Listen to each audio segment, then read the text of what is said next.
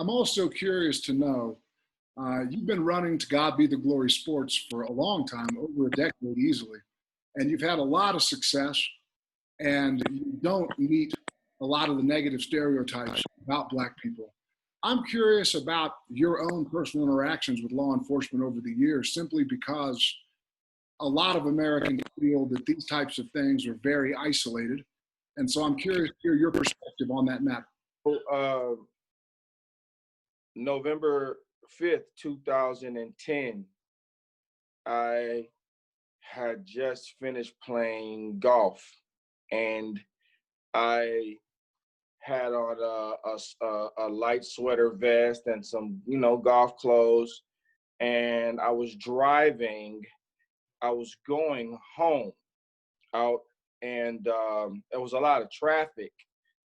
So I remember I pulled over on a side street near a park I'm familiar with on the route.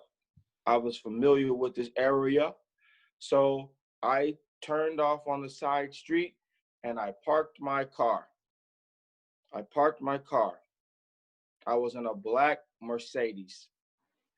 I pulled in front of the basketball court. I was sitting there and I was texting on my phone. I was allowing the traffic to die down. I said, well, I'll text on my phone a little bit here, and then maybe I might even grab the basketball out of the back and shoot around a little bit, let this traffic die down.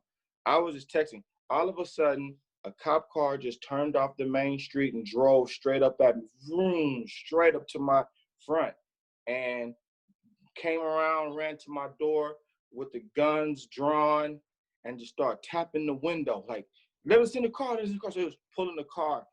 And so, I was like, no.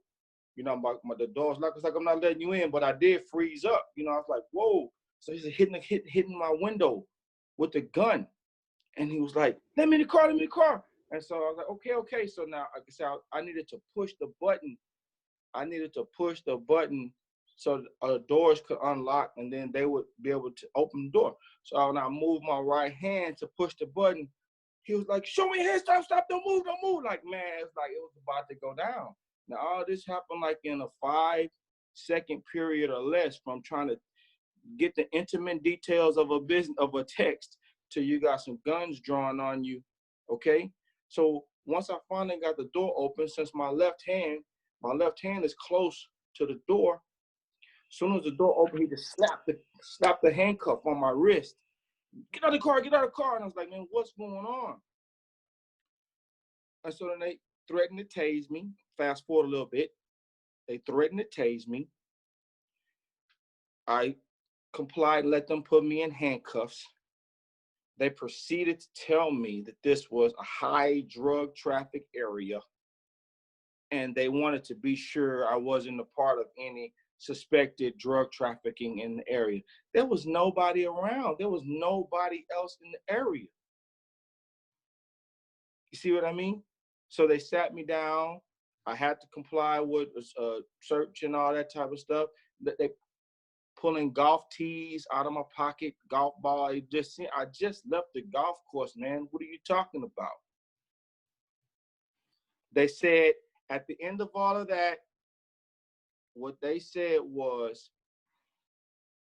oh yeah, you really were parked more than 6 inches away from the curb. That's what made us notice you in the first place.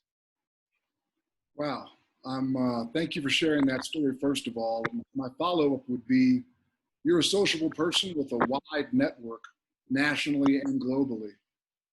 Let's say an informal study. Let's say the 25 Black men with whom you're closest. How many of those 25 have stories similar to that or worse? 25, and we all have multiple stories. That was just the worst. It's one of those type of things where in America has proven, in a sense, that you really can't evolve, if you will. You really can't progress out of just being Black and the negative stereotypes that first come with that. I know Jarvis Johnson. He's a state representative, former city councilman. Again, a state representative. He was in the news last year about something very similar to this, being profiled, searched, coming from a business, being asked all type of obtuse questions because of his car, and it's just bad, man. It's all around.